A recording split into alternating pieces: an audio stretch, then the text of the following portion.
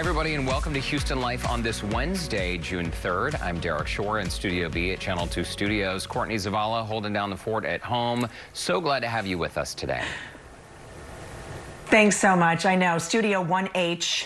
See how much longer we're going to be here. But you know what's really great, I think, today is the day after the big protest, of course, in downtown Houston. We are going to continue the conversation surrounding the protest taking place not only here, but also across the nation. And as we know, yesterday, thousands, I mean, the crowd was massive, joined the family of George Floyd in a peaceful march right in our own city. Yeah, tens of thousands. I think the number was 60,000 people went out, and many more joined to watch the coverage on television.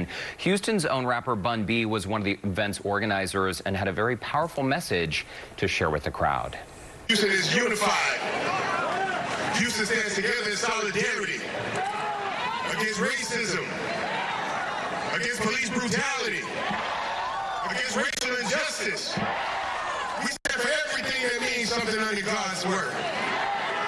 We're all children of God, and that's why we stand here today to do honor to a fellow brother of ours, George Floyd, who was tortured and murdered in the streets of Minneapolis, Minnesota. We will never forget his name. We will never forget his memory. And due to that, we will make sure that we carry this fight on as long as we need to and as far as we have to. And of course, Bun B is a very busy man, but he has made time to join us today. There he is right there on your screen. It is great to see you, sir. On the heels of yesterday's protests, let us know your thoughts. How are you feeling today? And do you think this message is finally, after decades and centuries of social injustice, is this message starting to sink in?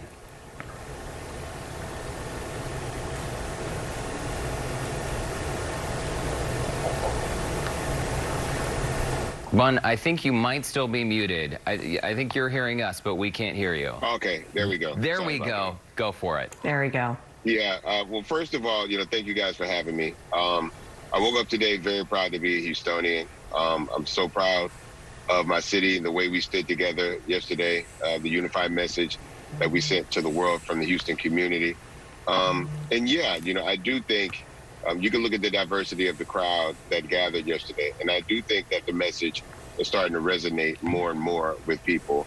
I think we have a long way to go, but we're starting from the right place. We're sending the right message. We're sending it as a unified and united message, and that's pretty much all we can ask for at this time. It's going to take everyone to scream about this injustice in this country, not just Black people. It's going to take people of every color, from every walk of life, to stand together and tell the rest of the world that we won't have it, that we're not going to have it. So I was proud to partner with my brother Trey the Truth, and help us, have us put together this march and this rally yesterday. And I think it speaks volumes about how we're willing to stand together against injustice and racism in this country. And you are so right, Bun B. And I have to tell you, I was watching this at home with my kids. We were sitting on the couch. We were all having this conversation. And I have to tell you, one thing that really stuck, not only in my mind, my eyes, my heart, was when it all started, when you stepped up to the microphone and other people stepped up to the microphone, the silence and the attention that was given to you and the other speakers, that's what I noticed, is that people were there to listen. Yeah, and we're excited about the fact that young people in our city are, wanting to engage with us, right? They want to be informed, they want to be educated, and they want to act. And so we want to make sure that we give them the right information, and that we're completely honest and open with them about what it is that we stand for and what we're fighting for. And it's a pivotal moment in our country right now. People realize that they're in a moment that will resonate through history for generations to come. And so they want to make sure that they're standing on the right side of history. And, when we speak in this city, we've been afforded a level of interaction with our city, with our elected officials, with our mayor. People trust us, right? There's a level of trust that we've been given from the people of Houston. And so we're working very hard not to betray that trust. And so they give us time to speak. They allow us to be heard, and, and they stand with us. And we're very proud to have that position of I don't want to say authority, but we're proud to have words and character that resonate with the people of Houston.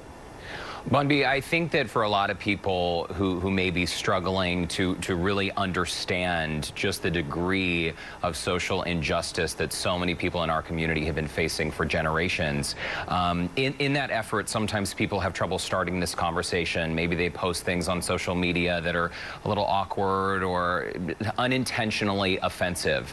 What are things that each one of us can do right now to help propel this conversation and this movement forward?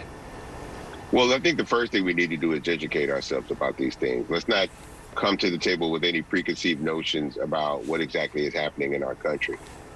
If you know that you're coming from a position of privilege and you're not really sure exactly how to address these things, you should call someone that you think would know. You know, it's a tough conversation and it's uncomfortable, but it has to happen, right? If I can guarantee you that it's a lot more uncomfortable to be a victim of injustice in this country than it is to have a conversation about injustice in this country. So I think that we all need to step from behind our privileges. I mean, I'm a recording artist. I'm a person of influence. So there's a certain level of privilege that's afforded to me in this country, but I'm willing to step from behind it to stand with the people and voice concerns about what happened to people of color in this community and in this country. And I think that anyone else that's been given a level of privilege should be willing to step from behind it as well. Those are great points. And I know your compassion, your activism is only just beginning, and you'll be with the Floyd family next week, I would imagine, as well. Is that right? Yes, you know, along with my brother Trey the Truth, who's really been the point of contact with the Floyd family. I didn't know George Floyd personally, but I did feel compelled to stand up against racism, up against police brutality and injustice. And so with my brother Trey the Truth, I've been able to actually stand with the family. And so, yes, we do plan on being there to stand with them, obviously at one of the lowest moments of their life, which will be the funeral of George Floyd. And we just want to be there in solidarity. I'm not there to, you know, I'm in a position where I can use my platform to allow them to be heard and to be seen and to be felt, and for people to give them love and compassion and just our collective humanity for their concerns right now. And so that's really what the march and the rally was about yesterday. It's about the fact that we know that we can be given a platform to speak our minds about it, but we wanted to make sure that the family was heard and that people could see their pain and hear their grief and let the world know how they feel and how we should be acting in this moment and the level of accountability that they feel should be afforded in the wake of their brother's death. And sir, I know you're very, very busy. You got to go, but any final thoughts to share with our viewers before you go? I'm very happy that we were able to control the narrative of what happened yesterday, because nowadays there would probably be a lot of people who would like to tell us what Houston is and how Houston is. And I'm glad that we were able to show them how Houston was. And, you know, numbers don't lie. 100%. Bun B, we know that you're busy. We appreciate your time and continued support for the Floyd family, and also shining Houston in a bright spotlight in this tumultuous time across our country. We appreciate you joining us today. No problem. And I want to thank you guys because you've always made your platform available to me. And, you know, I don't take that lightly. So I want to make sure that anytime I call on you guys for your platform, that it's for the greater good of the people of Houston. So thank you for being accessible and letting me do this. You are welcome anytime, Bun B. Our door is always open. Thank you. We did put a link to connect with Bun B. You bet. Good to see you. We did put a link to connect with Bun B on our website. That's HoustonLife.tv. All right. Oh, my goodness, Courtney, it is so great to chat with Bun B. It's been a while since we've seen him. And yesterday, my heart was so full hearing his words, hearing the mayor speak. It actually brought me to tears. And I thought, wow, this is, I know later in the evening we did have about 200 arrests that happened here in the city. But again, we've said it every day on the show this week. I really do believe that Houston has been such an incredible example of what peaceful protesting and demonstrating really looks like. I am so proud to be Houstonian. I am too, and I think, you know, Bun B said this, we've heard this and seen this on our coverage here on KPRC Channel 2, is when you looked in the crowd and the masses estimated as, you know, 60,000 people is what we think was there, probably a little bit more, is the age range, the color range. It was so awesome to see that, and I have to tell you, seeing that crowd quiet to hear, so they could hear the people talking, from Reverend Lawson to Bun B to everyone, that is what was chilling for me, is that people really wanted to hear the platform, they wanted to hear the message, and because in those situations, those crowds can be unruly. It's hard to quiet 60,000 people, yeah. But they did it on their own, and they were there to really prove a point of being able to listen. And I think, you know what, we have a long way to go, but that's a step in the right direction, is what that showed me. A step in the right direction, Courtney, and also just a stark contrast. I was watching the civil rights movement, some footage from the civil rights movement in the 60s, and these images, I will never forget being a high school student and watching these video images of people having fire hoses turned on them. It was just absolutely disturbing. And most of those people in the crowd back then, they were African American people who had these hoses turned on them. Mm-hmm. They were not afforded the right to peacefully protest. And after Martin Luther King Jr. was assassinated, dozens more young men were assassinated. Many, we don't even know their names, many of them. And so it is, as chilling as it is to revisit those images from decades ago, it also helps us draw the comparison to what is happening today. As you just mentioned, as Bun B mentioned, the different faces in the crowd, the fact that this conversation takes all of us to move it forward.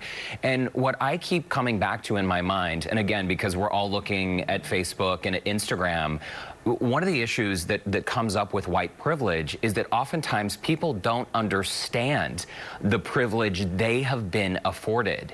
We mentioned it on the show before. If you've never had a law written against you, you've never been singled out because of your skin color or even owned as property or told that you can't own property because you are a black person, for a lot of white folks, they don't even see the white privilege that they have been afforded. And that is where I think things this week, again, I think a lot of people, we need to give them credit for trying to start the conversation. I think people say things inadvertently when people say, like, well, all lives matter and white lives matter. Oh my gosh, they don't understand what they are saying. And so I think to first recognize that white privilege, perhaps that will be the undoing of some of these societal structural barriers that we have not been able to overcome during our lifetimes, but also for all the generations that came before us. Hopefully now is actually that time we will truly make progress. I mean, we can hope, right? Because in 2020, if we're having this conversation, it needs to end. It needs to end here. It needs to end now. And I feel like we're making some small steps forward, right? But there is a lot of work to be done. And you are so right, Derrick. You're hitting so many points, the nail on the head. And this is where it needs to end. It needs to end with all of us, so our children, their children, we don't have to worry about this anymore, because it is a worry. It is a full-on worry that African Americans are walking down the street afraid for their lives, if they're, you know, running, jogging, walking their dog, bird watching. It doesn't matter. It's wrong. It is so wrong on so many levels, and we have to stop seeing color in this world. We absolutely do. When you look at the number of incarcerations of black people versus white people, even just interactions with police, a lot of white people don't even know someone who's in prison, right? And oftentimes if they interact with police, it's friendly and, oh, hello. For black folks, it has been a much different scenario, and we know that because of facts and information and data. And I think, again, trying to allow each other space to have this conversation, I think when people are making comments that are racist in a very, very subtle way, I think it's an opportunity for us all to help educate each other and to understand each other, especially right now. There is so much divisive rhetoric, and you look on Twitter and people are just attacking each other. That type of vitriolic speech, I don't think does anyone any good. And I think that in our own families and communities, when we're hearing people say things that maybe, you know, sound a bit prejudiced or just like slightly, you know, prejudice, I think we need to speak up and help each other understand why these things are problematic and why they only promote the oppression of a certain group of people. Absolutely. I mean, I couldn't say it any better. It's absolutely perfect what you're saying, and the point is well heard in my world, and you know, just simply based on skin color is wrong. Totally wrong. Yep. Amen. Amen. Well, folks, we promise we will continue this conversation, and it is so nice. We've heard from so many of our viewers this week, and it has been great to hear the feedback and the comments from people, and it's nice that we can take a turn on our show and explore some of the heavier realities of our world today. But speaking of taking a turn, Courtney, let's take another hard left turn, right? Let's talk about your workspace at home, because for the past few months, people have been stressed out trying to work from home with all the distractions. So today, we're going to help you out with some decorating tips. If you're planning on continuing to work from home for the foreseeable future, you might want to upgrade your current setup. So we've got tips to help you create the perfect home workspace. And good news, it's not going to cost you a lot of money, but we hope it's going to help you work a little more productively and happily. Courtney?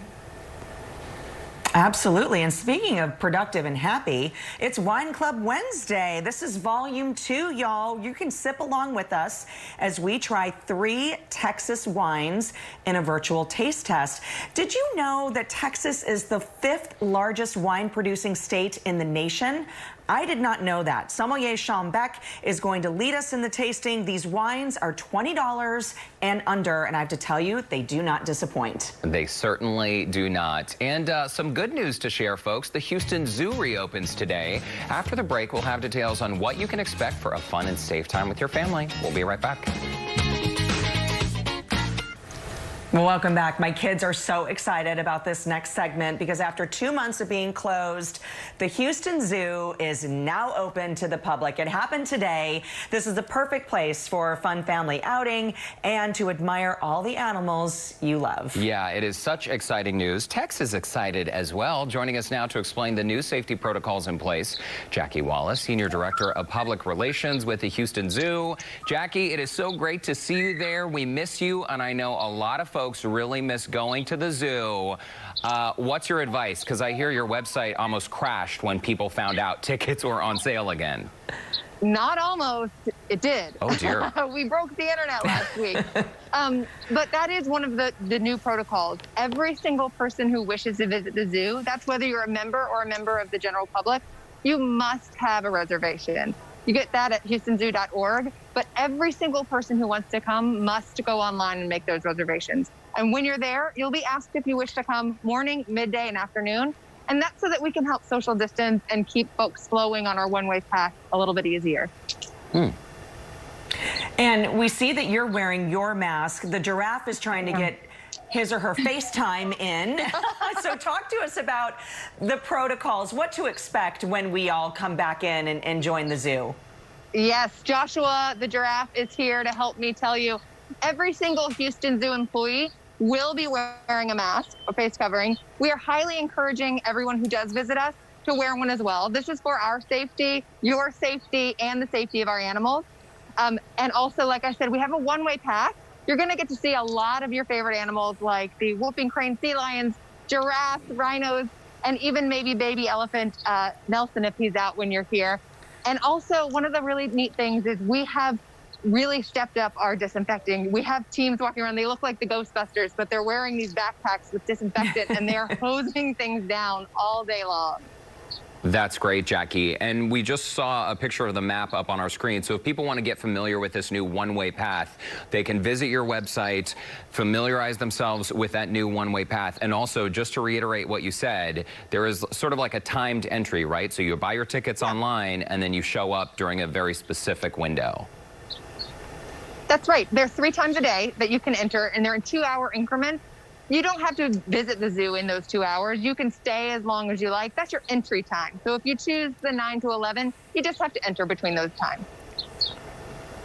Okay, and remember that no tickets will be sold on site. You've got to do this before you come in to the zoo, right? That's right, and you'll just bring your phone with the barcode, or you can print out that ticket that we send you. We're trying to do our best at limiting interaction. So while Tim here is doing his job by feeding a giraffe, we are not going to be having our giraffe feeding platform open, which is where I'm standing right here, because we're not having people go to places where they need to gather. So all of our indoor buildings are also closed right now for those same reasons. And Jackie, what about the food and beverage locations? So for folks who get hungry, they want to grab a little snack or refreshment, are there any changes to how they can access food at the zoo? Yes, there are. Our restaurants are open, but they are limiting what they're serving. It's more like grab and go. So you can get some popcorn, you can get a Coke, maybe a beer if you'd like, or a prepackaged sandwich. As always, also, you're welcome to bring your own food and beverage into the zoo. We just ask no glass, no straws, and no alcoholic beverages. We'll sell you one of those when you get here. And I also just want to reiterate, Jackie, for the safety measures for the people that think the visitors are strongly encouraged to wear the mask while visiting the zoo, but in those high touch areas remain closed. But we've got the Ghostbusters walking around doing the disinfecting and all of that going on, right? That's right. Yes, yes. Well, Jackie, it is so great to see you and to hear your voice. We miss having you in Studio B. Tex is very excited right now. He wants to send his hello to your animal friends there at the zoo. And we can't wait to see you, Jackie, very soon. Thanks, guys. I missed y'all, too. And visit HoustonZoo.org to book your tickets today. It's awesome. Glad that your doors are open. My kids have loved the 11 a.m. live Facebook Lives that you guys have been doing this entire time. So thanks so much for providing the inside look when you guys were closed. And also, thanks again, Jackie. We appreciate it. Bye, y'all.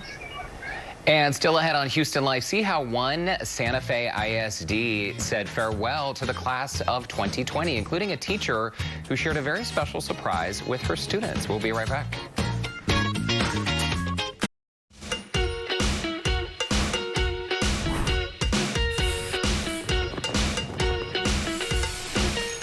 Well, we're wrapping up our Cool Schools season, brought to you by Go Public Gulf Coast. All week, we're sharing messages of gratitude, goodbyes, and fond memories from many of our school districts. And today, we're highlighting Santa Fe ISD teachers and staff for going above and beyond to send off the class of 2020. Miss Nicaron, a teacher at Santa Fe High School, surprised her students by, get this, she delivered special gifts to each one of them at their homes. Oh, I love it. Santa Fe High School also hosted a drive-through cap and gown pickup where teachers came out to wave and congratulate the students. If you would like more information on all of Houston's cool schools, visit gopublicgulfcoast.com. And we love sharing your good news. Yeah, absolutely. We also have our artwork today to talk about, right? And this is from Jacob. He's a rising 6th grader. He's our artist. And he titled this piece, Quarantine Life. That's what he titled. This is the first one with a title. I love it. Very nice.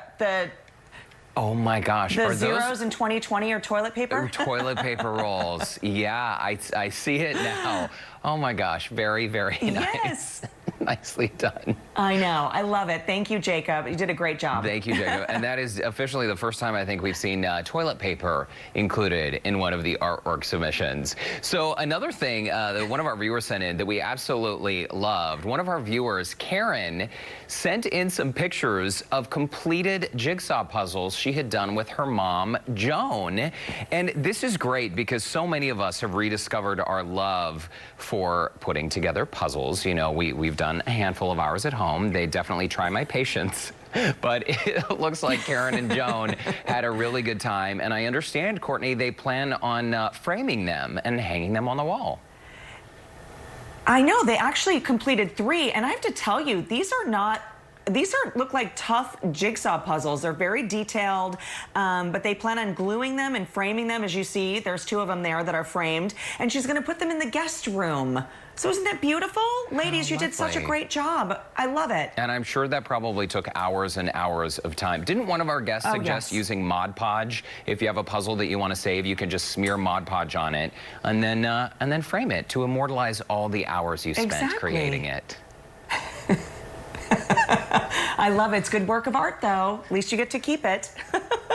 It's awesome. Okay, guys, after the break, stay with us. We are sipping some tasty wines from the Lone Star State in our virtual wine club. We're going to share where you can find the 3 bottles coming up next.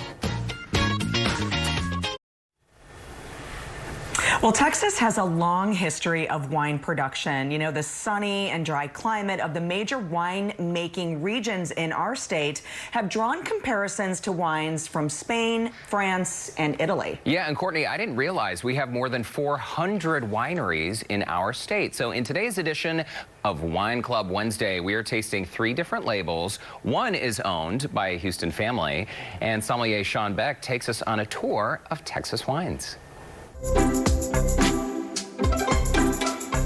Well, it is our favorite day of the week. It is Wine Club Wednesday. And Sean, we are so glad to have you back in our wine tasting club. Thanks for being with us. Always a pleasure. I love talking wine and I love sharing wine. What do you have for us this week? We're going to talk Texas wines today.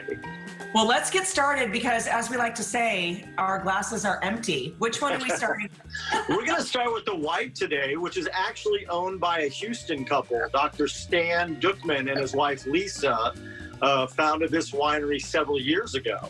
So he's a heart surgeon here in Houston. It's in the Fredericksburg areas where the winery's at. It's a phenomenal place to visit. They do great hospitality, great outdoors. But the grapes that are being used to grow this are actually coming from the Texas Panhandle in an area we know as the Texas High Plains. Here in Houston, we don't think of any part of Texas as being high, but we actually do have some elevation in the state. It's just all up in the Panhandle. And it also is a little bit warmer there too, right? So it's good for growing grapes. Well, you want warmth, but the key thing is you want the higher elevation because at night it gets colder up there.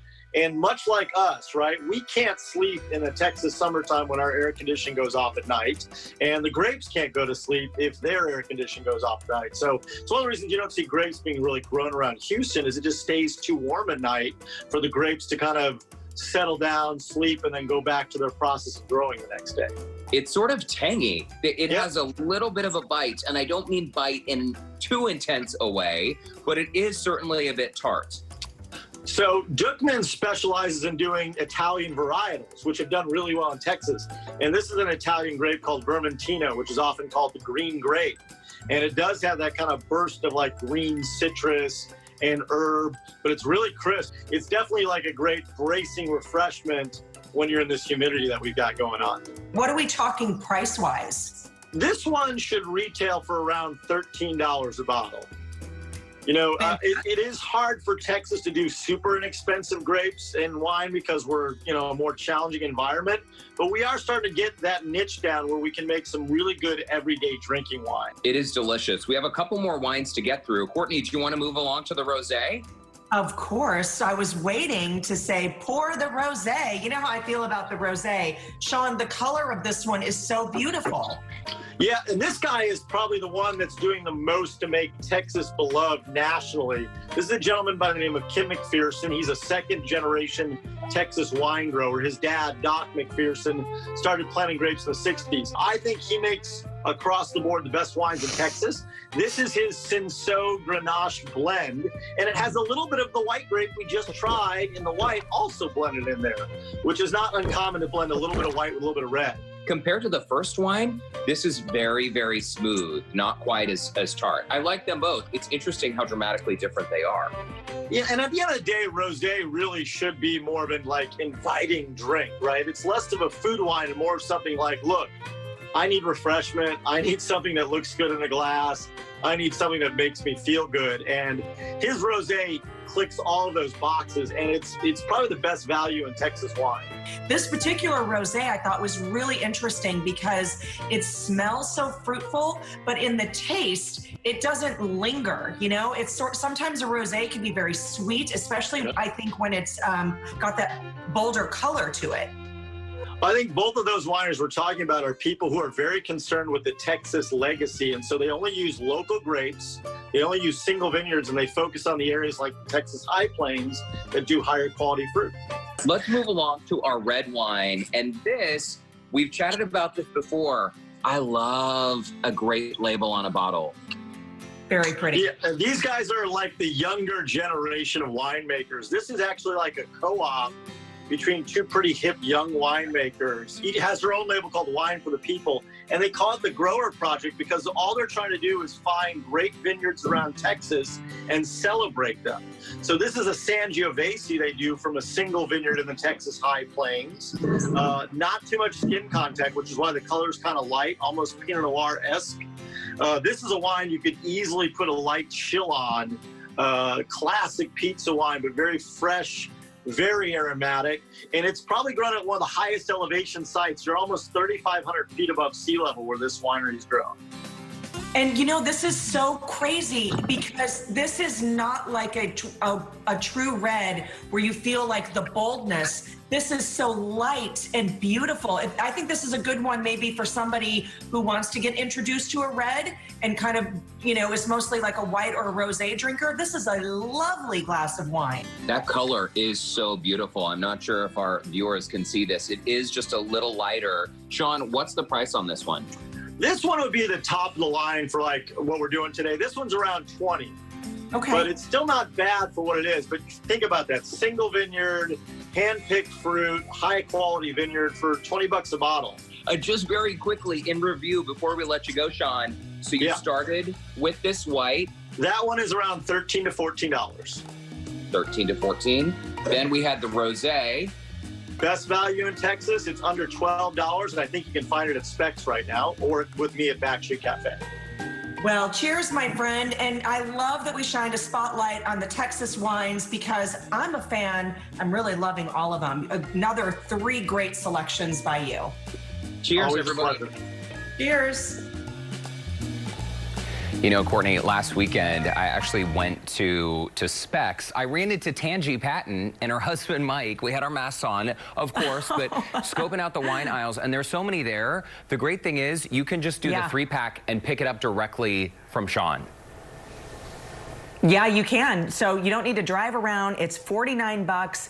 Call Sean at Backstreet Cafe and say, I want the HL Trio, the Texas Wine Trio, and you'll get hooked up for $49. And it's so good, right? Yeah, I think that's a little bit of a discount. Plus, it's like when it saves you the headache and you don't have to think or shop through the wine aisle.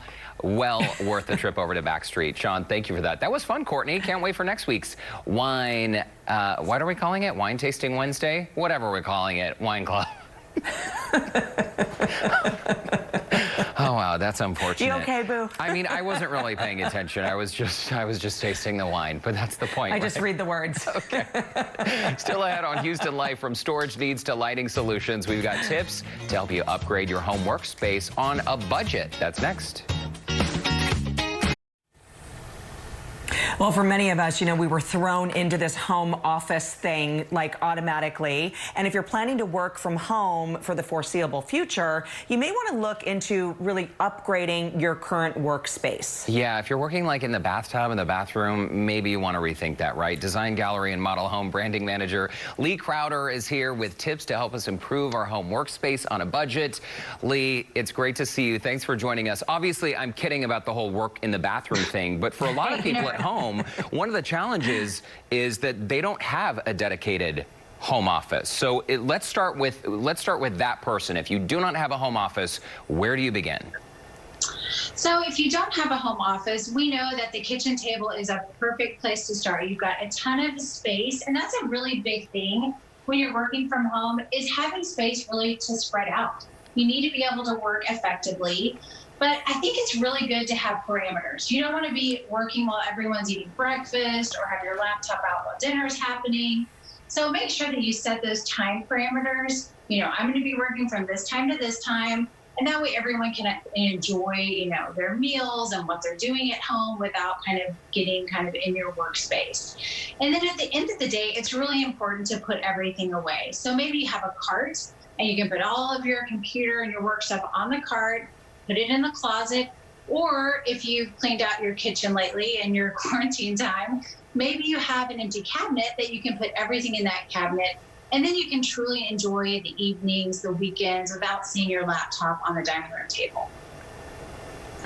Yeah, that's basically what happened with us here at the house, because my husband and I both working from home, 2 kids in homeschool, so there were papers everywhere. You also say, if you can, add shelves and storage to help you stay organized. That was the biggest problem. That continues to be the biggest problem for us, is staying organized with all the paperwork.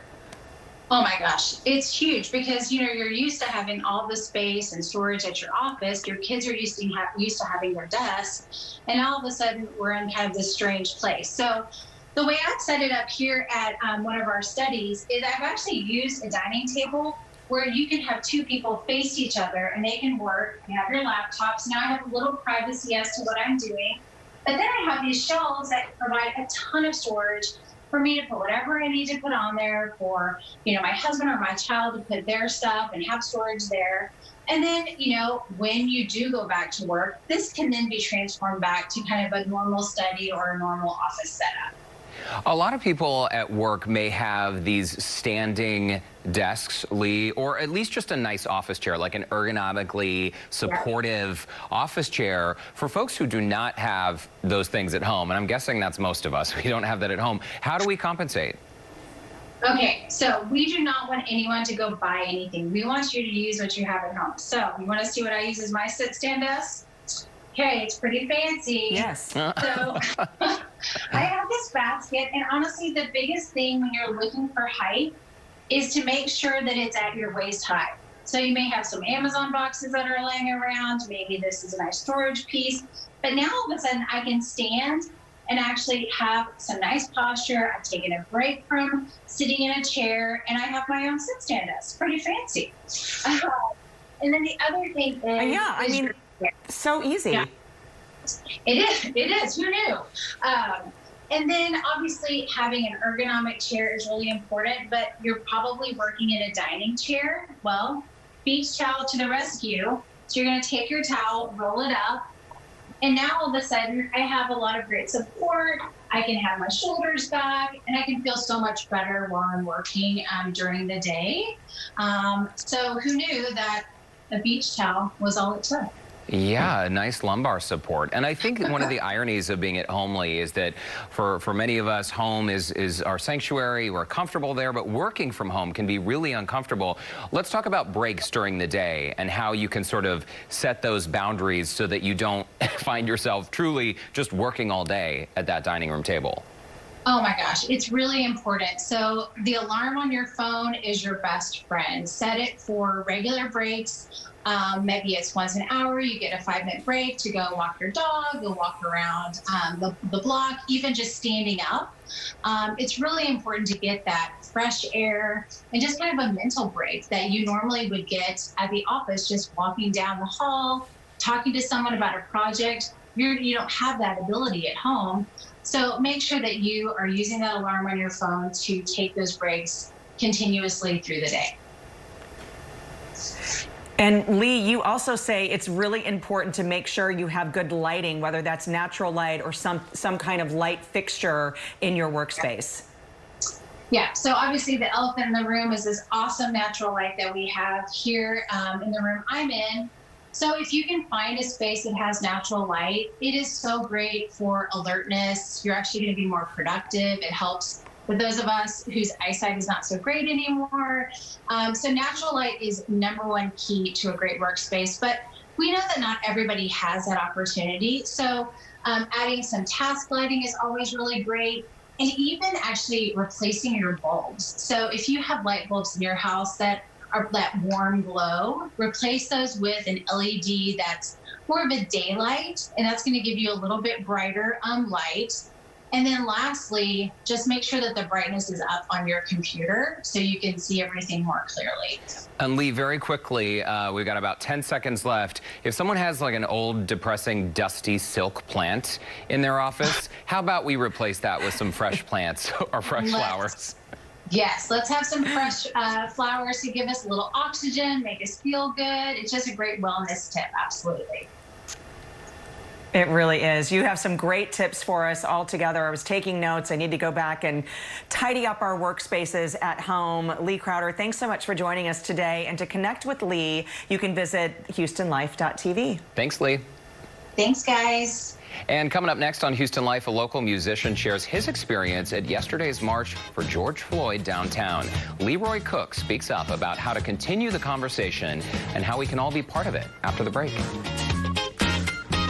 Leroy Cook has been a great friend who I consider my family and has been in my family for many years now. He's an old coworker of mine. You probably heard his voice. He is the man behind one of the biggest laughs in the city. He's laughing at Leroy on 96.5 and 100.3 The Bull. And he's a talented local musician. I've supported his music because, Leroy, you are just a wonderful and motivational and inspirational person to be around. And you always have something positive to say, which right now I think is exactly what people need to hear. So thank you for joining me today. Thank you, Lauren. I need help in getting the word out and educating, because even though I've spoken for many years as my career, even I am having a hard time finding the right words to say. I need to get them out from right here and onto paper and pen and social media and wherever they need to be. The Black community is really angry, and it's like it's stemming from years. It's not just from last week with George Floyd, but it's been years of misunderstanding. And I think situations like this are conversation starters. Hasn't been a lot of communications. A lot of people don't, if I don't talk to somebody or if I don't express my feelings, you would never know how I feel because we never communicated. How do we move forward from this? We can't stay mad. I like to see that there's momentum. The key is to keep this momentum moving forward. Yes. What can I do right now to help keep this momentum moving forward? Speak up. It's not going to take just the Black community. It's going to take our white and our Hispanic and our Asian and Native American brothers and sisters to help as well. Everybody needs to have a voice. Everybody needs to talk on these issues and just ask each other questions. How do we feel? And it starts at the dinner table at home, too. Basically, yesterday we had, it was like a Blackout Tuesday, and everybody was getting involved. When you scroll down Instagram, all you saw were these Black pictures, and it caused conversations. Stations like Nickelodeon even paused for 8 minutes or so. These are kids that watch Nickelodeon. So now they're asking questions to their parents. Mommy, Daddy, what is this about? Cause conversation in the household. Not just Nickelodeon. We've seen Nike change their slogan. Apple has done amazing things. They paused the music. They paused the show for now. Sesame Street has taken a pause. I'm just so proud of the 60,000 people who showed up in our city yesterday.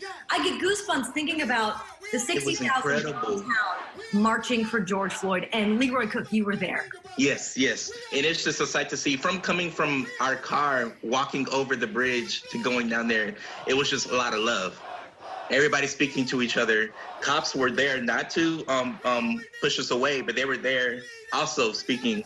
And that's what I loved. And I love that out of all the protests I've been seeing on TV, there's been a lot of negativity that's been highlighted and different things, but Houston showed a lot of love yesterday.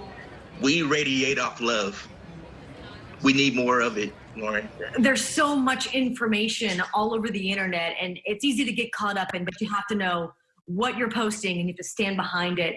Supporting your African-American businesses, tagging them on social media. Stand up for one another, because you have to be kind and you have to help change things. You can't just think about it. You have to be. You can't just think about it. You have to be about it.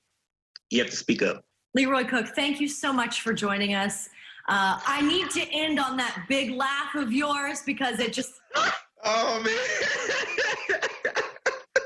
It makes everybody feel good. And I just want to spread your joy with everyone. If you'd like to find out more information on Leroy Cook, his motivation, his inspirations, and his music, just log on to HoustonLife.tv. Leroy, thank you again. Thanks so much, Lauren. Well, welcome back. We do want to update you guys what is coming up on prime time here on KPRC Channel 2. And we are officially in hurricane season. It started June 1st, and the meteorologists and the weather department here at KPRC want to make sure you and everyone you know is prepared. So we have our hurricane special coming up tonight at 7 to 7:30. It's great information. I know we live here. We understand hurricane season, but we all need to be prepared. Yeah, and guess what's coming up at 7:30, Courtney? Houston Life Primetime Edition. We're going to highlight some local businesses, some remarkable Houstonians. Folks, it's true. Tonight, 7:30, right after the hurricane special, you can catch Houston Life with Courtney and me. We'll see you tomorrow. That's right. Bye-bye.